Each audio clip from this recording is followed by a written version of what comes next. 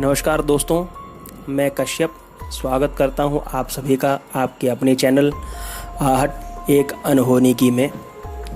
भारत की ऐतिहासिक हॉन्टेड जगहों की कड़ी में आज दोस्तों मैं आपको बताऊंगा उस गांव के बारे में जो एक रात में ही गायब हो गया था। दोस्तों, भारत की इस रहस्यमयी जगह की कहानी आपके रोंगटे खड़े कर देगी। भारत की पारंपरिक ज़मीन में कई ऐसे राज दफन हैं जो कई वर्षों या कहें सदियों बाद आज भी उसी तरह ताज़ा और अनसुलझे हैं जितने पहले कभी हुआ करते थे। ये रहस्य कुछ ऐसे हैं जिन्हें जितना सुलझाने की कोशिश होती है ये उतना ही उलझते जाते हैं। ऐसा ही एक राज राजस्थान के जैसलमेर ज़िले के कुलधरा गांव में भी दफन है। यह गांव पिछले 170 सालों से वीरान पड़ा है। एक ऐसा गांव जो रात ही रात में वीरान हो गया और सदियों से लोग आज तक नहीं समझ पाए कि आखिर इस गांव के वीरान होने का राज क्या था। कुलधरा गांव के वीरान होने को लेकर एक अजीबोगरीब रहस्य है। दरअसल कुलधरा की कहानी शुरू हुई थी आज से करीब 200 साल पहले, जब कुलधरा खंडहर नहीं था बल्कि आसपास के 84 गांव पालीवाल ब्राह्मणों से आबाद हुआ करते थे। लेकिन फिर जैसे कुलधरा को किसी की बुरी नज़र लग गई। वो शख्स था रियासत का दीवान सालम सिंह, अय्याश दीवान सालम सिंह, जिसकी गंदी नज़र गांव की एक खूबसूरत लड़की पर पड़ गई थी। दीवान उस लड़की के पीछे इस कदर पागल था कि वह किसी भी तरह से उसे बस पा लेना चाहता था। उसने इसके लिए ब्राह्मणों पर दबाव बनाना शुरू किया। हद तो तब हो गई कि जब सत्ता के मद में चूर उस दीवान ने लड़की के घर संदेश भिजवाया कि यदि अगले पूर्णमासी तक उसे लड़की नहीं मिली तो वह गांव पर हमला करके लड़की को उठा ले जाएगा। दीवान और गांव वालों की ये लड़ाई अब एक कुंवारी लड़की के सम्मान की भी थी और गांव के आत्मसम्मान की भी। गांव की चौपाल पर पालीवाल ब्राह्मणों की बैठक हुई और 5000 से ज़्यादा परिवारों ने अपने सम्मान के लिए रियासत छोड़ने का फैसला ले लिया। कहा जाता है कि निर्णय लेने के लिए सभी 84 गांव वाले एक मंदिर पर इकट्ठा हो गए और पंचायतों ने फैसला किया कि कुछ भी हो जाए अपनी लड़की उस दीवान को नहीं देंगे। अगली शाम कुलधरा कुछ यूं वीरान हुआ कि आज परिंदे भी उस गांव की सरहदों में दाखिल नहीं होते। कहते हैं गांव छोड़ते वक्त उन ब्राह्मणों ने इस जगह को श्राप दे दिया था। आपको बता दें कि बदलते वक्त के साथ 82 गांव तो दोबारा बन गए, लेकिन 2 गांव कुलधरा और खाभा तमाम कोशिशों के बाद भी आज तक आबाद नहीं हुए हैं। ये गांव अब भारतीय पुरातत्व विभाग के संरक्षण में है, जिसे दिन की रोशनी में सैलानियों के लिए रोज़ खोल दिया जाता है। कहा जाता है कि यह गांव रूहानी ताकतों के कब्ज़े में है।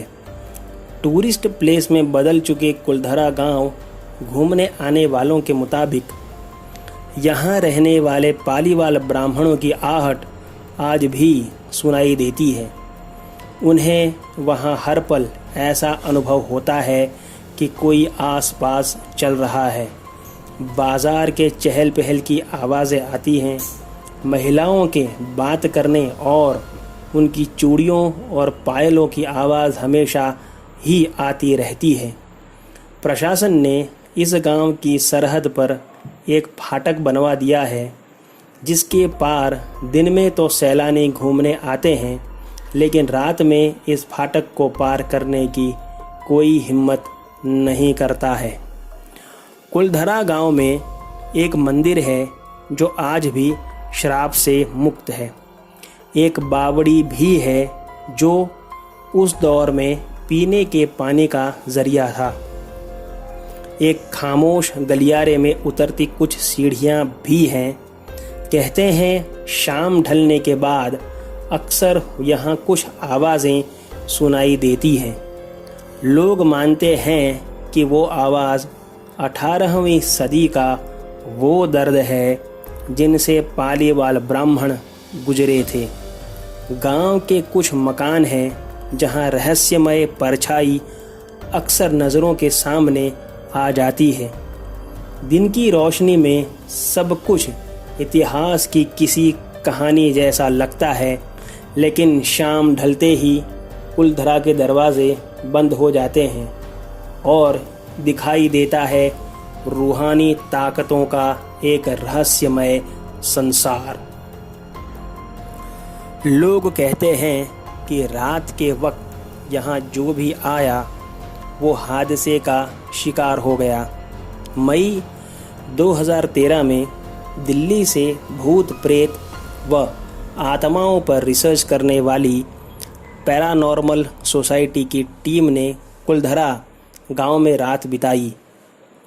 टीम ने माना कि यहाँ कुछ न कुछ असामान्य ज़रूर है।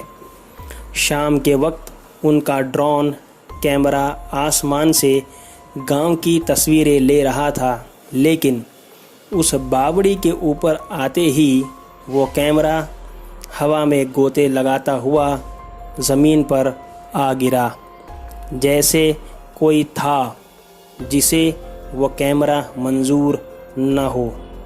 ये सच है कि कुलधरा से हज़ारों परिवारों का पलायन हुआ। ये भी सच है कि कुलधरा में आज भी राजस्थानी संस्कृति की झलक मिलती है। पैरानॉर्मल सोसाइटी के उपाध्यक्ष अंशुल शर्मा ने बताया था कि हमारे पास एक डिवाइस है जिसका नाम घोस्ट बॉक्स है। इसके माध्यम से हम ऐसी जगहों पर रहने वाली आत्माओं से सवाल पूछते हैं। कुलधरा में भी ऐसा ही किया। जहाँ कुछ आवाज़ें आई तो कहीं असामान्य रूप से आत्माओं ने अपने नाम भी बताए। 4 मई 2013 शनिवार की रात्रि में जो टीम कुलधरा गई थी, उनकी गाड़ियों पर बच्चों के हाथ के निशान भी मिले। टीम के सदस्य जब कुलधरा गांव में घूमकर वापस लौटे तो उनकी गाड़ियों के कांच पर बच्चों के पंजे के निशान भी दिखाई दिए।